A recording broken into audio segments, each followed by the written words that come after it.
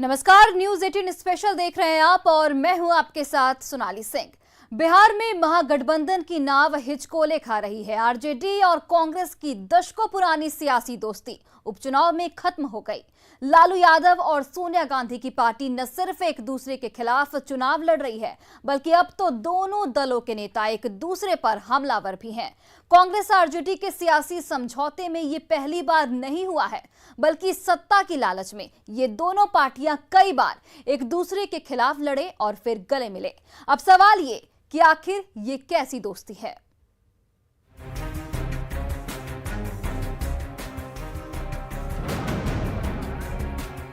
बिहार की राजनीति में कांग्रेस और आरजेडी की दोस्ती दशकों पुरानी है। दोनों दल कई बार अलग हुए और हर बार वापस एकजुट भी हुए। बिहार में लालू यादव की पार्टी आरजेडी और सोनिया गांधी की पार्टी कांग्रेस का गठबंधन एक बार फिर से नाजुक दौर से गुजर रहा है। आरजेडी अध्यक्ष लालू प्रसाद यादव करीब 30 महीने बाद पटना पहुंचे हैं और लालू यादव के सामने दशकों पुरानी कांग्रेस से दोस्ती की अग्नि परीक्षा है। बिहार की राजनीति की गहरी समझ रखने वाले नेता लालू प्रसाद यादव अपने पुराने सहयोगी कांग्रेस पर फिलहाल तल्ख हैं। लालू यादव को पता है कि राजनीति में दोस्ती और दुश्मनी कब मोल लेनी चाहिए और कब समझौता करना चाहिए। अभी लालू यादव का जो तेवर है उसे देखकर लगता है कि इस बार आरजेडी कांग्रेस के रिश्ते में बंधन की गांठ ढीली पड़ गई है। फिलहाल एक आम वोटर की हैसियत से बिहार की पॉलिटिक्स पर नजर डालें तो समझ में नहीं आता कि आरजेडी कांग्रेस साथ हैं या फिर अलग अलग। लेकिन वोट और सत्ता की मजबूरी में आरजेडी और कांग्रेस एक दूसरे के साथ होने का दिखावा दशकों से कर रही है। लालू यादव और सोनिया गांधी के बीच सियासी संबंध की शुरुआत और अब तक के सफर को समझने के लिए 80 और 90 के दशक में जाना होगा। साल 1988 में कर्पूरी ठाकुर के निधन के बाद 1990 में चुनाव हुए।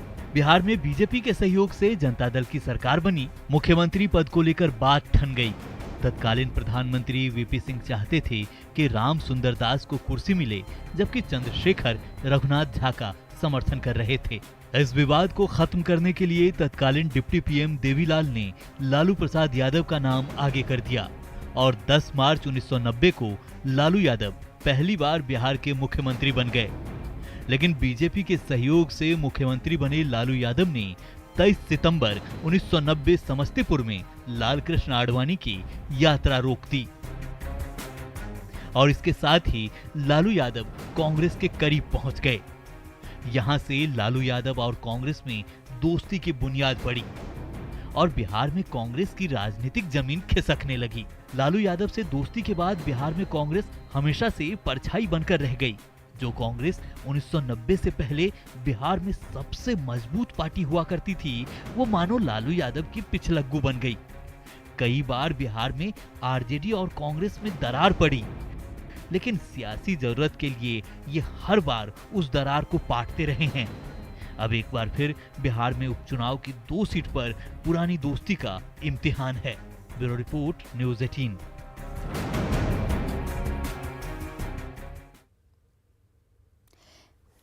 एक वक्त था जब सोनिया गांधी के विदेशी मूल के मुद्दे पर कांग्रेस में उथल पुथल थी। उस वक्त लालू प्रसाद ने सोनिया गांधी का साथ दिया था, सोनिया गांधी को देश की बहू बताया था।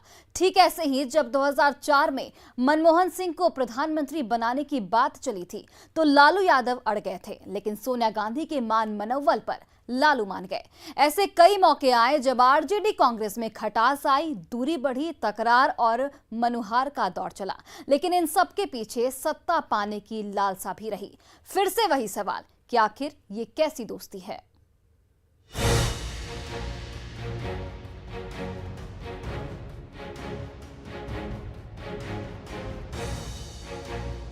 बिहार में 2 सीटों पर उपचुनाव की सरगर्मी के बीच महागठबंधन मझधार में फंस गया है। 22 अक्टूबर को करीब 3 दशक तक बिहार की राजनीति में आरजेडी की परछाई बनकर राजनीति करने वाली कांग्रेस ने अलग होने का फैसला कर लिया।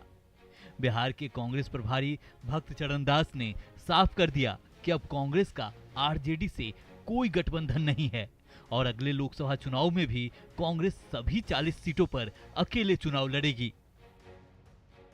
नहीं देख, भविष्य क्या होगा मैं नहीं कह सकता, लेकिन गठबंधन अभी टूटा है। ये जो स्टेप लिया गया, कुछ स्थान हमारा छीना गया है, उससे गठबंधन वो तोड़े हैं। और आज कांग्रेस महागठबंधन में नहीं, आज नहीं है। कहाँ है महागठबंधन? हम नहीं मानते। इस तरह रहने से क्या फायदा है? कांग्रेस 40 सीट पे पार्लियामेंट लड़ने की तैयारी इस चुनाव से शुरू कर रहा है। कांग्रेस प्रभारी भक्त चरण दास ने सालों से चली आ रही दोस्ती में चिंगारी डालने का काम किया तो आरजेडी की ओर से भी सियासी शोले को भड़काने की कोशिश की गई। हम लोगों ने तो महागठबंधन धर्म का पालन शहादत किया कि सरकार गंवा दिया लेकिन महागठबंधन को बचाए रखा। इशारा बिहार जानता है। अभी तक उपचुनाव में फ्रेंडली फाइट की बात करने वाली कांग्रेस और आरजेडी खुलकर एक दूसरे पर आरोप प्रत्यारोप करने लगी, लेकिन जब आरजेडी और कांग्रेस के गठबंधन को लेकर लालू यादव ने बयान दिया तो लगा महागठबंधन में सब कुछ खत्म हो गया। लालू यादव ने भक्त चरण दास को लेकर अपशब्द कह डाले। कांग्रेस के नेता ये लगा रहे कि आरजेडी का गठबंधन हो गया है पर्दे के पीछे बीजेपी से, ये एलिगेशन लगा है। कौन बोला है? ये भक्त चरण दास जो प्रभारी है। चरण यादव भक्त सोना रही है वो। लालू यादव कांग्रेस के साथ गठबंधन को लेकर खुलकर बोले। अपने ही अंदाज में कहा कि गठबंधन क्या होता है, कांग्रेस को हारने या जमानत जब्त करने के लिए सीट देते। वहाँ आरजेडी और कांग्रेस की गठबंधन बिल्कुल टूट गई है। बेकार गठबंधन क्या होता है कांग्रेस का? क्या होता है कांग्रेस का गठबंधन? और कांग्रेस हारने के लिए उसको दे देते हम कांग्रेस को जमानत जब्त कराने के लिए। और इसके साथ ही साफ हो गया कि बिहार में कांग्रेस और आरजेडी ने नई राजनीतिक राह तय कर ली है। दरअसल बिहार में कांग्रेस की राजनीतिक जमीन और जनाधार तब कमजोर हुई जब लालू यादव और उनकी पार्टी मजबूत हुई। लालू यादव को मजबूत होता देख और लालकृष्ण आडवाणी की गिरफ्तारी के बाद कांग्रेस ने सियासत में साथ चलने के लिए आरजेडी को अपना पक्का दोस्त बना लिया। 1990 से 2021 तक के सियासी सफर में दोनों दलों ने सत्ता के समझौते के लिए कई बार दुश्मन बने, कई बार गले मिले। दरअसल कांग्रेस और आरजेडी की दोस्ती को समझने के लिए राजनीति के कुछ बिंदुओं को समझना होगा। बिहार में कांग्रेस की राजनीति की सफर की बात की जाए तो 1990 से पहले की राजनीति और 1990 के बाद की राजनीति का आधार साफ तौर पर अलग दिखती है। अगर 1990 के पहले की राजनीति की बात करें तो संयुक्त बिहार 1951 में पहला विधानसभा चुनाव हुआ था, जिसमें कांग्रेस को 239 सीटें मिली थीं। 1957 में कांग्रेस को 250 सीट, 1962 में कांग्रेस को 185 सीट, 1967 में कांग्रेस को 128 सीट, 1969 में कांग्रेस को 118 सीट, 1972 में कांग्रेस को 162 सीट, 1977 में कांग्रेस को सिर्फ 57 सीट, 1980 में कांग्रेस को 169 सीट, 1985 में कांग्रेस को 196 सीट, 1990 में कांग्रेस को 71 सीट मिली। 1990 बिहार विधानसभा चुनाव के बाद ही लालू यादव का सियासी उदय हुआ और कांग्रेस महज 71 सीटों पर सिमट कर रह गई और मजबूरी में लालू यादव की राजनीतिक छाया में बैठना कांग्रेस ने कबूल कर लिया। राजनीतिक जमीन और जनाधार को उसी समय से कांग्रेस खोज रही है और लगातार कांग्रेस का राजनीतिक आधार सिमट रहा है। कांग्रेस अपनी सियासी जमीन बचाने के लिए आरजेडी के साथ समझौते में आ गई, लेकिन लालू यादव ने कांग्रेस की ऐसी जमीन खिसका दी कि फिर वो अपने पैर पर खड़ी होने की हिम्मत ही नहीं जुटा पाई। 1995 के विधानसभा चुनाव में कांग्रेस सिर्फ 29 सीटों पर सिमट गई। 1998 के लोकसभा चुनाव में कांग्रेस को 141 सीट मिली। 1998 के लोकसभा चुनाव के बाद कांग्रेस को इस बात का बेहतर तरीके से एहसास हो गया कि बिहार में वो अपनी पूरी जमीन खो चुकी है। 1999 के लोकसभा चुनाव में कांग्रेस आरजेडी के साथ रही, लेकिन 2000 में हुए बिहार विधानसभा चुनाव में कांग्रेस आरजेडी से अलग हो गई। कांग्रेस ने सभी 243 सीटों पर अपने उम्मीदवार उतार दिए, लेकिन सिर्फ 23 उम्मीदवार ही चुनाव जीत सके और यह बिहार की राजनीति में कांग्रेस की सबसे बड़ी हार मानी गई, जबकि लालू यादव की पार्टी आरजेडी ने 124 सीट जीत ली थी। साल 2000 में कांग्रेस की सरकार बनी, लेकिन लालू यादव की पार्टी को चारा घोटाले केस से नुकसान उठाना पड़ा। सहयोगी पार्टी होने के नाते कांग्रेस को भी काफी फजीहत हुई। 2005 का विधानसभा चुनाव आरजेडी और कांग्रेस मिलकर लड़े, लेकिन दोनों राजनीतिक दल मिलकर भी सत्ता तक नहीं पहुंच सके। नीतीश कुमार मुख्यमंत्री बने और उसके बाद मानो लालू यादव और कांग्रेस दोनों की राजनीति बिहार से अस्त हो गई। 2005 के बाद बदली राजनीतिक सियासत ने समय समय पर आरजेडी और कांग्रेस के बीच सियासी लड़ाई भी खड़ा करती रही। 2004 से 2009 तक की चली मनमोहन सरकार में लालू यादव खुद रेल मंत्री थे, तो बिहार में कांग्रेस का समझौता चलता रहा। लेकिन 2009 में जब दूसरी बार मनमोहन सिंह की सरकार बनी और लालू उसमें शामिल नहीं किए गए, इसका राजनीतिक असर बिहार में भी दिखा। 2010 में हुए बिहार विधानसभा चुनाव में कांग्रेस और आरजेडी की दोस्ती फिर एक बार टूट गई। 243 सीटों पर कांग्रेस ने अपने उम्मीदवार उतार दिए। 2010 में हुए विधानसभा चुनाव में आरजेडी और कांग्रेस की किरकिरी हो गई। कांग्रेस और आरजेडी अलग अलग चुनाव लड़े थे। इसमें कांग्रेस को सिर्फ 4 सीट मिली थी और राष्ट्रीय जनता दल को कुल 22 सीटें मिली थी। यह लालू यादव की राजनीति का सबसे खराब सियासी समय कहा जा सकता है, क्योंकि राष्ट्रीय जनता दल इतनी सीट भी जीत नहीं पाई कि उसे विधानसभा में विपक्ष के तौर पर दर्जा भी दिया जा सके। किसी भी सदन में नेता प्रतिपक्ष का दर्जा उसी पार्टी को दिया जाता है जिसने कुल सीटों की 10% सीटों पर जीत हासिल की हो। 2015 के विधानसभा चुनाव में नीतीश कुमार ने लालू यादव से हाथ मिला लिया।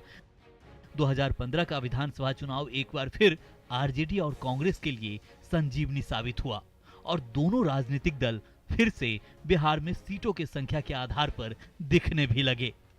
2015 के विधानसभा चुनाव में कांग्रेस को 27 सीटें मिली, जबकि राष्ट्रीय जनता दल 80 सीट जीतने में कामयाब रही थी। 2020 के बिहार विधानसभा चुनाव में आरजेडी, कांग्रेस और वाम दलों ने महागठबंधन बनाकर चुनाव लड़ा। सरकार तो बन नहीं पाई, लेकिन सीटों के आधार पर आरजेडी सबसे बड़ी पार्टी बनकर उभरी। 2020 चुनाव में कांग्रेस को 19 सीट पर जीत मिली। इन तमाम चीजों के बीच 2019 के लोकसभा चुनाव के जो परिणाम आए, उसमें कांग्रेस के साथ होने का खामियाजा आरजेडी को भुगतना पड़ा। 2019 लोकसभा चुनाव के परिणामों में आई मोदी सुनामी बिहार को भी ले उड़ी। नरेंद्र मोदी और नीतीश कुमार ने साथ आकर बिहार में महागठबंधन की सोशल इंजीनियरिंग को रौंद डाला। बीजेपी गठबंधन एनडीए ने बिहार की 40 में से 39 सीटों पर जीत दर्ज कर करीब करीब क्लीन स्वीप कर लिया। 2019 लोकसभा चुनाव के बाद आरजेडी की समीक्षा में माना गया कि राष्ट्रीय स्तर पर कांग्रेस की नीतियों का खामियाजा पार्टी को भुगतना पड़ा है। दावा तो ये भी किया गया कि बिहार में कांग्रेस का कोई आधार ही नहीं है, जबकि कांग्रेस बिहार में लगातार लालू के सोशल इंजीनियरिंग का वोट अपने खाते में डालती रही। यानी 2019 लोकसभा चुनाव की टीस और फिर 2020 बिहार विधानसभा चुनाव में बड़ी पार्टी होने के बावजूद सत्ता से दूर रहना आरजेडी को लगातार अखरता रहा है। और यही वजह है कि अब कांग्रेस और आरजेडी के बीच दूरी दिख रही है। पार्टी को संभाल रहे तेजस्वी यादव ने उपचुनाव में कांग्रेस को भाव नहीं दिया। आरजेडी ने तारापुर और कुशेश्वर स्थान दोनों जगहों पर अपने प्रत्याशी उतार दिए, जिसके बाद कांग्रेस ने भी दोनों सीटों पर उम्मीदवारों की घोषणा कर दी। यही नहीं, कांग्रेस प्रभारी भक्त चरण दास ने यहां तक कह दिया कि अब कांग्रेस आरजेडी का कोई गठबंधन नहीं है और कांग्रेस लोकसभा चुनाव में भी अकेले लड़ेगी, जिससे लालू प्रसाद नाराज हो गए और भक्त चरण दास के खिलाफ अमर्यादित बयान भी दे डाले। बिहार में 2 दशकों से ज्यादा समय से सियासी दोस्त कांग्रेस और आरजेडी के बीच अब मुद्दों की सियासी तलवार खिंच गई है। कल तक लालू यादव पर चुप्पी साधने वाली कांग्रेस अब हमलावर है। खासकर भक्त चरणदास के खिलाफ इस्तेमाल किए गए अपशब्द को लेकर कांग्रेस नेताओं ने आरजेडी नेताओं को शब्दों की मर्यादा का ख्याल रखने की नसीहत दी है। लालू जी राज्य के बड़े नेता हैं, उनसे ऐसे शब्दों की अपेक्षा कांग्रेस नहीं करती है। अगर इस तरह के शब्द और बयान राजद के नेताओं की तरफ से लगातार कांग्रेस के नेताओं के बारे में आते रहेंगे तो कांग्रेस के नेताओं को भी संयम तोड़ने में देर नहीं लगेगा। और इस बार जो इन्होंने टिप्पणी किया है, उस टिप्पणी के बाद न सिर्फ राष्ट्रीय जनता दल ये दोनों सीटों पर चुनाव हारेगा, बल्कि जो उनका सपना है अपने जीवन काल में अपने पुत्र तेजस्वी यादव जी को मुख्यमंत्री बनाने का, वह सपना उनके जीवन काल में तो नहीं, बाद में ही पूरा नहीं होने वाला, अगर उनकी कार्यशैली, सोच और ये इस तरह की जो मानसिकता नहीं बदलती है। जैसे कहते हैं ना, पुरानी कहावत है कि सियानी बिल्ली खम्बा नोच। हम लोग उस तरह का शब्द इस्तेमाल नहीं करते हैं। शरीफ लोग हैं, शांति प्रिय लोग हैं कांग्रेस पार्टी। और ये भी बात सही है कि जब वो कैबिनेट बनाते हैं, जब पिछला 2015 का कैबिनेट बना था, तो जिस समुदाय का वोट बढ़ चढ़ के मिला, उसके कितने कैबिनेट बने थे और उनके अपने समुदाय का कितना कैबिनेट बना था, वही हम लोग को याद है। इसलिए आईना दिखाने काम नहीं करें, खुद आईना देखें, ये बेहतर है। यानी कांग्रेस और आरजेडी में अब सियासी युद्ध परवान पर चढ़ चुका है। लालू यादव 2020 बिहार विधानसभा चुनाव में नहीं पहुंच सके थे, लेकिन अब जबकि उपचुनाव है, लालू यादव पटना पहुंचे हैं। उपचुनाव के पहले लालू यादव के पटना पहुंचने पर कार्यकर्ताओं में जोश है। पटना एयरपोर्ट से लेकर राबड़ी आवास तक कार्यकर्ताओं की भीड़ लगी रही। करीब 3.5 साल बाद लालू की एक झलक देखने के लिए पार्टी कार्यकर्ता बेचैन थे। तेजस्वी और तेज प्रताप के साथ लालू प्रसाद यादव एयरपोर्ट से बाहर निकले और राबड़ी आवास के लिए रवाना हो गए। पटना पहुंच चुके हैं लालू प्रसाद यादव जो हैं, वो आज दिल्ली से अपनी पत्नी राबड़ी देवी और मीसा भारती के साथ चले थे और अभी जो है देख सकते हैं लालू प्रसाद यादव पटना एयरपोर्ट पहुंचे हैं और गुलाब का माला पहना करके उनका अभिवादन किया गया, स्वागत किया गया। साथ में तेज प्रताप यादव भी हैं, जगदानंद सिंह है, तेजस्वी हैं, सभी हैं यहाँ पे मौजूद हैं। और ये लालू प्रसाद यादव जो हैं वो आरजेडी का गमछा और हरी टोपी जो है वो पहन करके वो पटना एयरपोर्ट पे पहुंचे। बिहार में कांग्रेस और आरजेडी का भविष्य उपचुनाव ही तय करेगा। लालू यादव की भूमिका भी बेहद अहम रहने वाली है।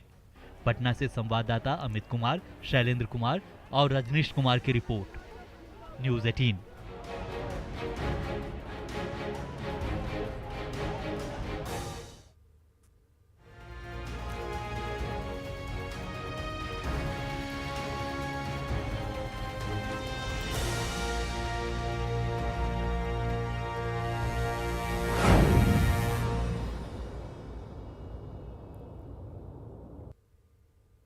और फिलहाल इस बुलेटिन में बस इतना ही। आप देखते रहिए न्यूज़ 18 बिहार झारखंड।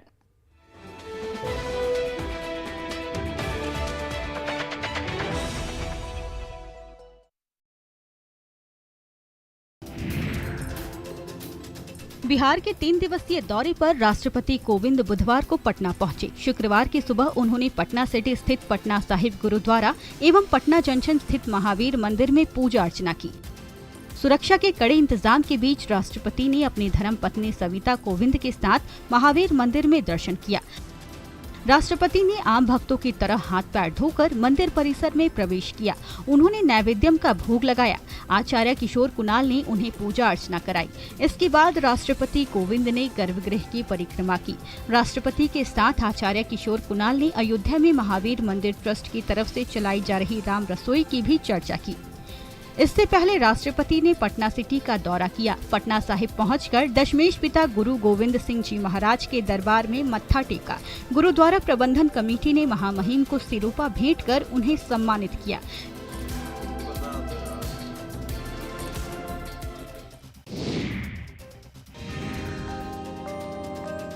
महावीर मंदिर में दर्शन के बाद राष्ट्रपति गांधी मैदान स्थित खादी मॉल भी पहुंचे।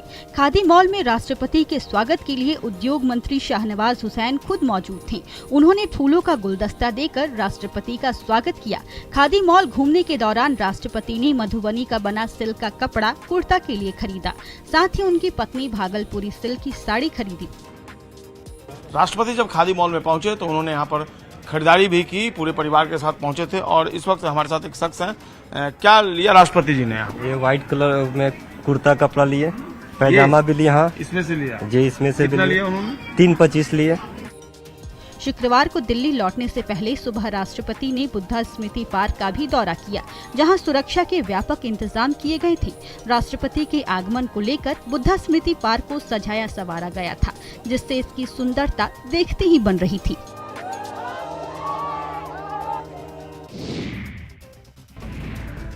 कोविड वैक्सीनेशन के 100 करोड़ के पूरे होने के एक दिन बाद पीएम मोदी ने राष्ट्र को संबोधित किया। इस संबोधन के दौरान पीएम मोदी ने कहा कि 100 करोड़ वैक्सीनेशन डोज केवल एक आंकड़ा नहीं है, ये देश के सामर्थ्य का प्रतिबिंब भी है। इतिहास के नए अध्याय की रचना है। ये उस नए भारत की तस्वीर है जो कठिन लक्ष्य निर्धारित कर उन्हें हासिल करना जानता है। पीएम मोदी ने इस दौरान ये भी कहा कि आज कई लोग भारत के वैक्सीनेशन प्रोग्राम की तुलना दुनिया के दूसरे देशों से कर रहे हैं। भारत ने जिस तेजी से 100 करोड़ का आंकड़ा पार किया है उस आपके शहर में साफ सफाई का क्या हाल है, इसे लेकर न्यूज 18 ने बड़ी पहल की है। हमने स्वच्छता को लेकर बड़ा अभियान चला रखा है। साफ सफाई जरूरी है भाई। हमारी इस मुहिम में प्रशासन के साथ ही निगम और परिषद के दावों की पड़ताल भी होती है। इसी कड़ी में हमारे क्लीन रिपोर्टर आज लखीसराय शहर में सफाई का हाल बता रहे हैं। शहर के पचना रोड, स्टेशन रोड सहित कुछ मोहल्लों की पड़ताल में हर तरफ गंदगी ही नजर आई। न्यूज 18 की मुहिम साफ सफाई के कड़ी में आज हम पहुंचे हैं शहर स्थित विद्यापीठ चौक पे। आपको दिखाना चाहेंगे कि यह शहर का एंट्री पॉइंट है और यहाँ पे कचरा डंपिंग यार्ड बनाया गया है, जिससे हर आने जाने वाले व्यक्तियों को काफ़ी परेशानी होती है। कहीं कुछ ने मेन रोड पर हल्का फल्का झाड़ू देता है, गांव में मोहल्ला में, मेरा मोहल्ला जो है मोहल्ला में डंपिंग यार्ड बना दिया है। देख रहे हैं, यहाँ देखिए बगल में रईस इलाका है, दुर्गा माता का मंदिर बगल में है। थाना चौक के पास जाइए, थाना चौक के पास कार्यानंद नगर में सभी जगह डंपिंग यार्ड बना दिया है। कार्यपालक पदाधिकारी जहां रहते हैं वहां पूरा बदबू देता है। वैसे शहर के पचना रोड पर स्वच्छता की जब हमने पड़ताल की तो यहाँ खुद नगर सभापति सफाई कर्मियों से सफाई कराते नजर आए। उन्होंने शहर में बेहतर सफाई का दावा भी किया। पहले तो न्यूज 18 को बधाई देना चाहते हैं कि सफाई की व्यवस्था पर ये एक अभियान चला रहे हैं। इस अभियान के तहत आपके द्वारा देखा जा सकता है कि यहाँ 4 तरह का वर्क चल रही है। एक सुबह में, एक शाम में जो सफाई कार्यक्रम होती है उसके लिए 2 टीम बनी हुई है। भले ही सफाई का दावा किया जा रहा हो, 3-3 शिफ्ट में सफाई की बात की जाती हो, लेकिन शहर में क्या हाल है साफ सफाई का, जरा यहाँ के निवासियों से ही सुन लीजिए। यह इलाका जो है पॉश इलाका है और यहाँ पे आप पीछे देख सकते हैं गंदगी का अंबार लगा हुआ है। नगर प्रशासन का कोई ध्यान ही नहीं है सफाई पर। काफ़ी गंदगी है, बहुत गंदगी, पूरे शहर में गंदगी फैला हुआ है। नगर परिषद सफाई कर्मी नहीं आते। नगर परिषद सफाई कर्मी लगभग 15-20 दिनों से नहीं आ रहे हैं। सफाई कर्मी महीनों दिन का 6-6 महीना भी नहीं आते हैं। नली भी वैसे ही गंदा रहता है। तो काफ़ी गंदगी से परेशानी। हाँ, ऐसे भी कोरोना काल में चल ही रहा है और इस गंदगी के कारण और परेशानी ही हो रहा है लोगों को। न्यूज 18 की पड़ताल में हमने पाया कि शहर में कई जगहों पर कूड़े कचरे का ढेर लगा है। शहर के पॉश इलाकों में भी कचरे का डंपिंग यार्ड बना दिया गया है। ऐसे में न्यूज 18 की इस मुहिम से आप भी जुड़िए, स्वच्छता को लेकर जागरूक बनिए और अपने शहर को सुंदर बनाइए, क्योंकि साफ सफाई जरूरी है भाई। लखीसराय से न्यूज 18 के लिए राकेश कुमार की। सुगंध,